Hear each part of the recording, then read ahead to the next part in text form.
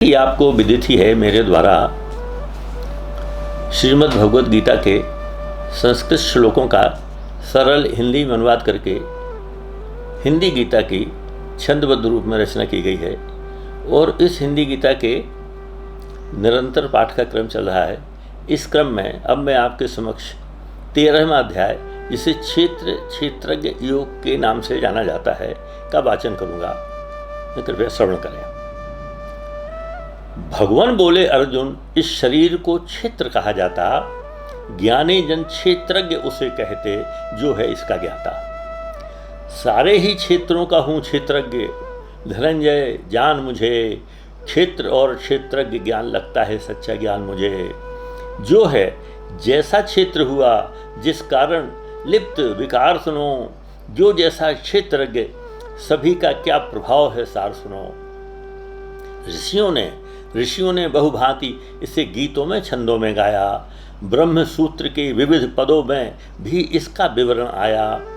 अहंकार मन बुद्धि प्रकृति नभ पावक धरा और जल भी, दसों इंद्रियां और रूप रस गंध शब्द स्पर्श भी, इच्छा सुख दुख द्वेष चेतना धैर्य और मानव काया, और क्षेत्र के अंतर्गत है सभी विकारों की माया। क्षमा अहिंसा दंभहीनता नम्र सरल आचरण रहे, गुरु सेवा शुचिता संयम हो, स्थिर अंतःकरण रहे। रोग जरा के जन्म मृत्यु के दुख पर नित्य विचार करे, इंद्रिय विषयों से विरक्त हो, मन को निरहंकार करे। ग्रह गृहिणी धन पुत्र आदि के प्रति अभाव हो ममता का, अप्रिय मिले या के अति प्रिय हो, सदा भाव हो समता का। अव्यभिचारी भक्ति योग के साथ अनन्य नितांत रहे, जन समुदायों से विरक्ति हो, शुद्ध देश एकांत रहे। तत्व ज्ञान अध्यात्म ज्ञान ईश्वर के दर्शन करवाता, यही ज्ञान है जो विपरीत रहे अज्ञान कहा जाता। अब जो कहता हूँ मनुष्य के लिए परम सुखदायक है अनादि सत असत नहीं, यह ब्रह्म जानने लायक है। हाथ पैर सिर आँख कान मुख और शीश सब ओर रहें, व्याप्त रहे पूरी संस्कृति में, जिसका ओर न छोड़ रहे।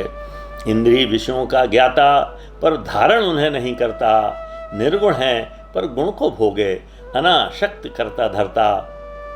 सब भूतों के भीतर बाहर स्थित है सचराचर है, अति समीप अति दूर और अति सूक्ष्म समझ से बाहर है। अविभाजित है किंतु अंश हैं उसका सभी जीवधारी। ज्ञेय सजग ब्रह्मा हरि पालक एवं शिव प्रलयंकारी है। वह ज्योति ज्योतियों की माया के तम से सदा परे, ज्ञानगम्य है ज्ञेय ज्ञान है सब हृदयों में वास करे। क्षेत्र ज्ञेय का और ज्ञान का विवरण यहाँ समाप्त हुआ। भक्त मुझे पाता है जिसको तत्वज्ञान यह प्राप्त हुआ। प्रकृति पुरुष दोनों अनादि हैं, इनको सविस्तार जानो। लेते जन्म प्रकृति से तीनों, गुण सारे विकार जानो। कार्यकरण दोनों का हेतुक प्रकृति वही निर्माण करे। सुख दुख का हेतुक प्राणी है, जिसका अनुभव प्राण करे। लोग प्रकृतिवश त्रिगुणात्मक भोगों को भोगें जीवन में, जैसे गुण का संग करें सद असद योनि में फिर जन्में।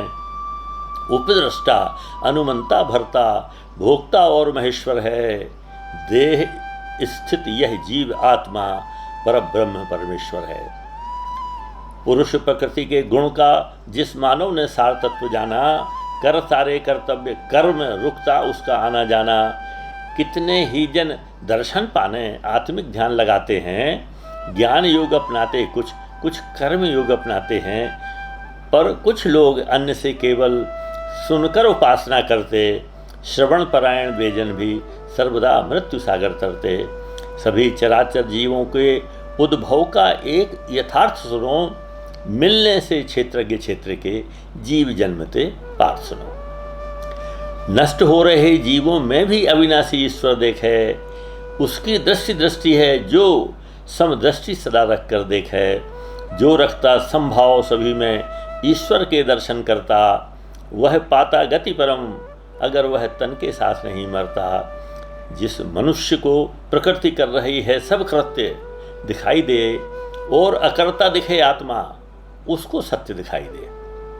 विविध भाव भूतों के जिसको प्रभु में एकाकार दिखे, वह पाता गति परम, वह पाता पति गति परम, जिससे उन तक प्रभु का विस्तार दिखे। अर्जुन, परमेश्वर अनादि निर्गुण एवं अविनाशी है, लिप्त न हो कुछ करे नहीं, वह तन का सिर्फ निवासी है।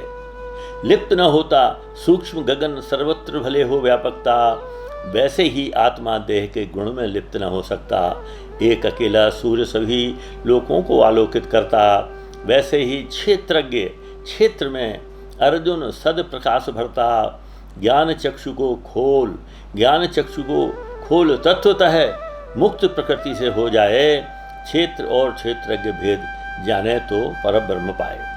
अब यहाँ ये 13वां अध्याय, जिसे क्षेत्रज्ञ योग के नाम से जाना जाता है, समाप्त होता है। इसमें जो बहुत उल्लेखनीय बात भगवान ने कही है वो ये कही है कि जो आत्मा इस शरीर की निवासी है और उस आत्मा में परमेश्वर स्वयं शरीर के अंदर निवास करता है। और दूसरी महत्वपूर्ण बात यह है कि जो आत्मा है वो कर्म में लिप्त नहीं होती। अब मैं इस वाचन को यहीं विराम देता हूँ।